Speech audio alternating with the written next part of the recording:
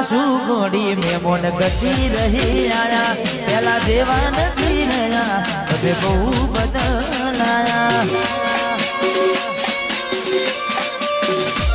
અરે એવા શું મારી વાલી અમે ગુના તમારા કર્યા તમે વાત કરો મોડીને તને કોણ તમારા ભર્યા